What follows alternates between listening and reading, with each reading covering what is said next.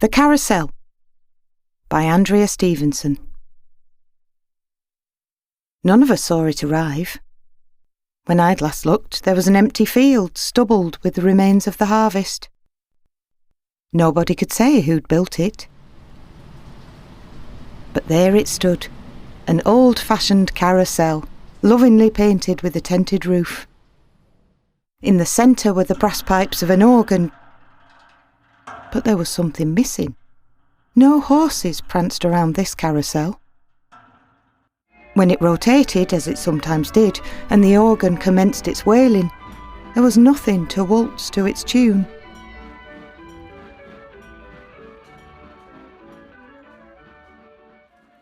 We all went down to look, sometimes in crowds, sometimes in couples, never alone. When it became clear that nobody was responsible for it, we tried to forget it. It was there, never mentioned but hovering at the edge of our dreams. At ploughing time, the farmer worked around it, jumping out of his seat each time the organ moaned.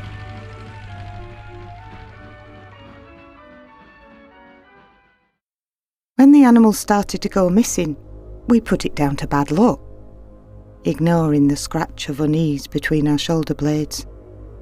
There was no pattern, a pet dog here, a prize pig there, 2 mules from the end of the lane.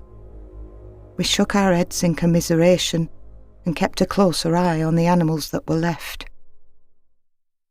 But the day came when the organ started up and didn't stop. We'd got used to ignoring the odd tune as we ignored everything else about the thing in the field. Pretty soon the whole town was headed there, the organ a tuneless siren song. The wheat was full grown, so from a distance we could pretend there was nothing there.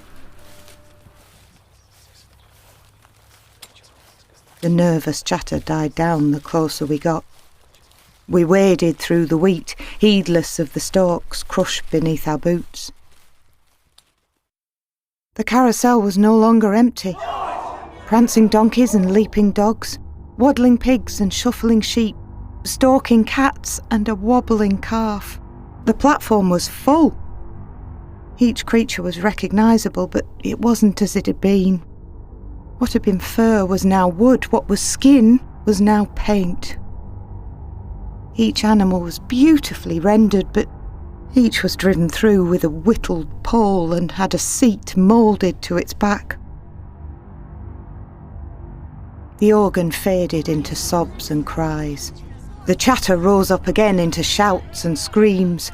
People invaded the boardwalk, wrenched open the door to the organ, searching for hiding places the carousel didn't have.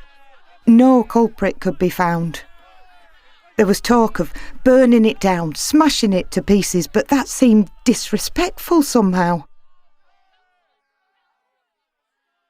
Or too much like bad luck. We wandered away in the end, because what else could we do?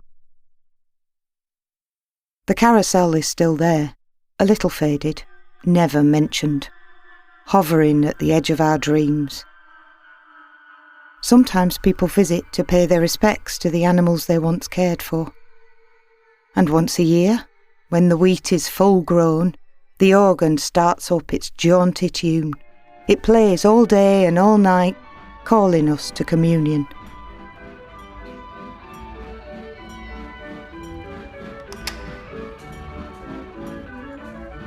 We lock our doors and turn up the TV. The drivers in Thailand finding a new lease of life could be started fishing gear littering our oceans. The second extreme